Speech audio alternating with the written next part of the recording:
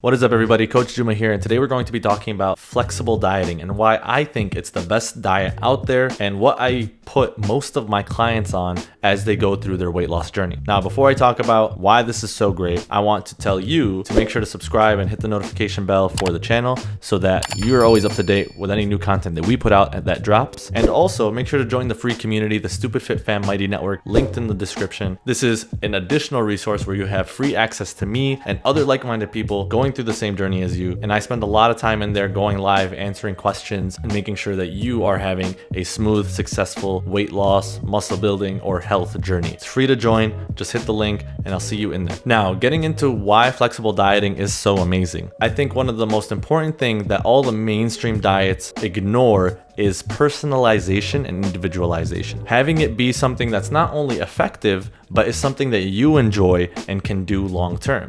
Because where most diets go wrong is that they are a temporary fix. There's something that puts you through extreme and unnecessary discomfort to get you to that end result of losing weight, looking good, feeling confident. And because of that, as soon as you're done with the diet, you didn't learn any new skills. You didn't learn any new eating habits. You didn't learn how to navigate and manage social situations to have those foods you like and still maintain or lose weight. Because you haven't learned those new skills, because you haven't learned these new habits, you go back to your old eating habits that led to your weight gain in the first place. And when you go to those old eating habits that led to your weight gain in the first place, you're gonna regain the weight. And then you're forced to try another diet that has a fancy name, that has another ridiculous restriction for you to go through. And you're stuck in this perpetual cycle that so many people are. It's why a lot of researchers are claiming that diets are useless and ineffective, because too many people get on a diet and end up gaining the weight back in the end anyway. But they're missing the point. It's not the diets that are ineffective. It's the type of diets that people are doing that are ineffective, and the type of lifestyle that these diets promote that make them unsustainable and harmful to you in the long run. You've probably heard, if you've been following the page or if you've just been on social media, that the only way to lose weight is through a calorie deficit.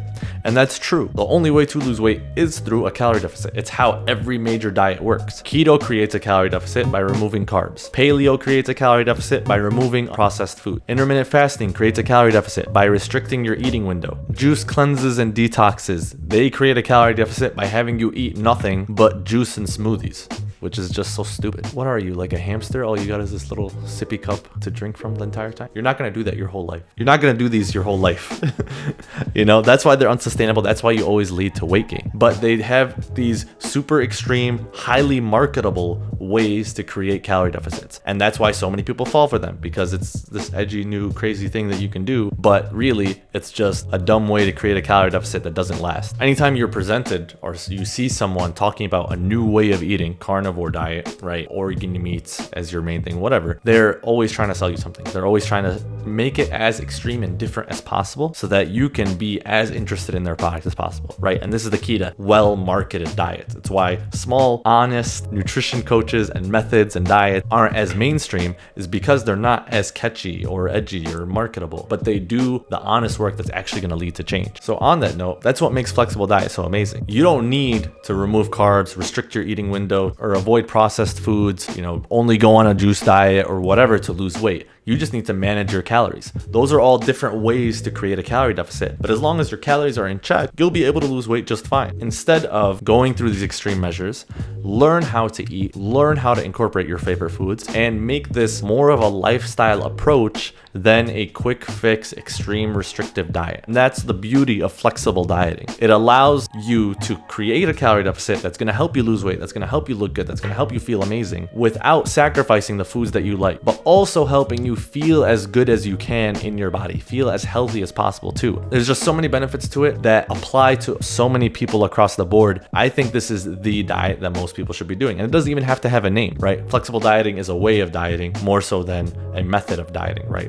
There's no one way to do it, but there is a specific outline that's helpful to follow for you to flexible diet effectively. So first and foremost, you need to figure out what your calorie intake is going to be for weight loss and for maintenance. This is a very individual process. I'm going to have different calories than he's going to be having, and you're going to be having. And that's going to be true for every other person that you meet in your life. So finding your ideal calorie intake is going to be the number one place to start. You can do that by using a calorie calculator. These have a little bit of a higher margin for error. It's the fastest way to find your ideal calorie intake. The website I recommend is tdeecalculator.net. There's going to be a margin of error there, but it's the most accurate of all the calorie counting websites that I've ever tried. Another way is to track your own intake and monitor your weight for a 2-week period. This takes a little bit longer, but it's way more accurate and individualized to you than using a calorie calculator. Either way, figure out what your maintenance calories are going to be and reduce your calorie intake by 10 to 20% to put yourself in a deficit. So if you have a maintenance calories of 2,600 calories, 10 to 20% reduction is going to be 2,340 minus another 260 to 1,980. If you fact check that and find out I was wrong, I did the math off the top of my head. So don't come at me in the comments.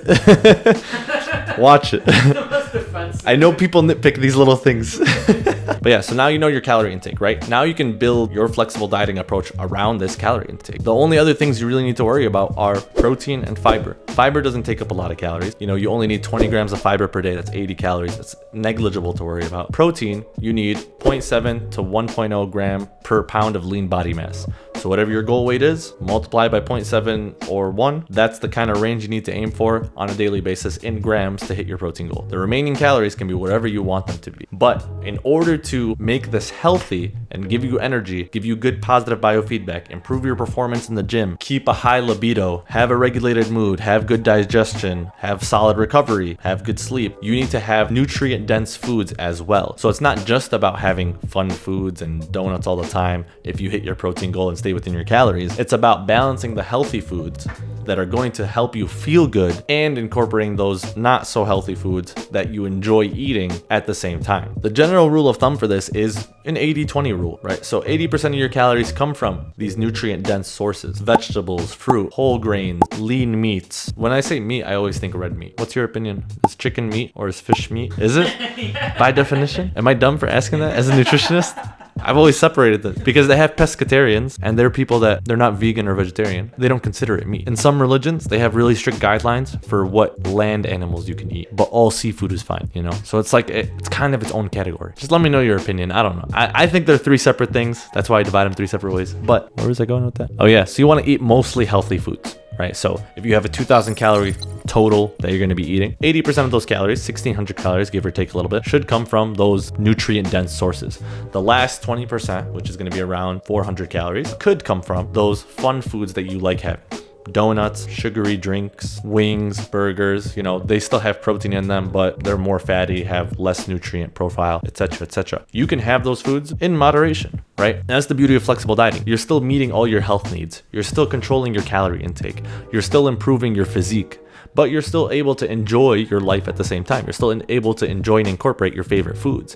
And this is what makes this more of a long-term lifestyle solution than any of the diets that have a fancy name that are highly marketable. And that's the key thing here, finding that lifestyle solution so that when you lose the weight stays off and you're able to maintain it long-term. Getting into the habit of having healthier, more nutrient-dense foods more regularly and in moderation, eating these not so nutritious foods at the same time, you're able to balance things out more effectively. Doesn't mean that you have to perfectly follow the 80-20 rule every single day. There's going to be days where you're going to have way more not so nutritious food. There's going to be days where you're going to have way more nutritious foods, right? It's going to vary on a daily basis, but that balance is the key here. You want to put yourself in a position where you're having those nutritious foods more regularly and still incorporating those non-nutritious foods on a moderate basis. The important thing here for weight loss specifically, making sure your calories are controlled. You could do that eating 1,500 calories from chips, or eating 1,500 calories from fruits, vegetables, salads, whatever. In the long term, it's about balancing the two so that your biofeedback is always on point, right? If you're only eating chips and Twinkies and donuts and whatever, and you're not going over your calories, you'll be able to maintain weight just fine, but you'll feel like shit all the time, which isn't a good way to live your life. We want to live a happier, healthier life. We don't just want to live life and be at a good weight. That's where incorporating those healthy foods comes in.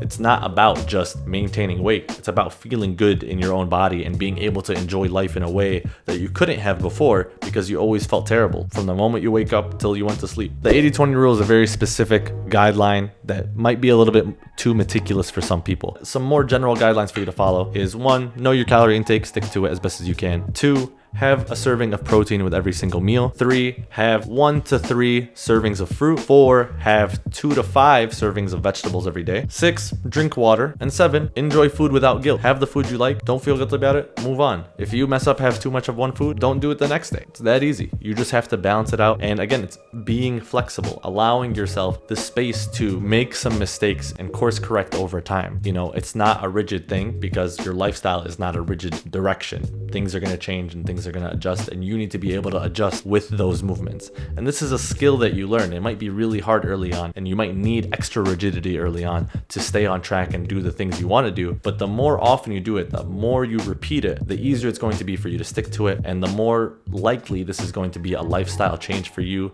that you can enjoy and never have to worry about again. So I hope you found that helpful. If you know someone that stresses about food on a regular basis, feel like they need more freedom and happiness, share this video with them so that they have a new way of looking at things. And again, make sure you like, follow, subscribe, comment below if you have any questions or if you have an opinion about the meat thing I talked about. And until next time, stay stupid. Which, if you know, you're not good with math, and that might be a reason why you don't want to use MyFitnessPal or something. That's a lot of calories and can help you out a lot. 2340 minus another 260 to 1980. If you fact check that and find out I was wrong, I did the math off the top of my head. So don't come at me in the comments. Watch it. I know people nitpick these little things.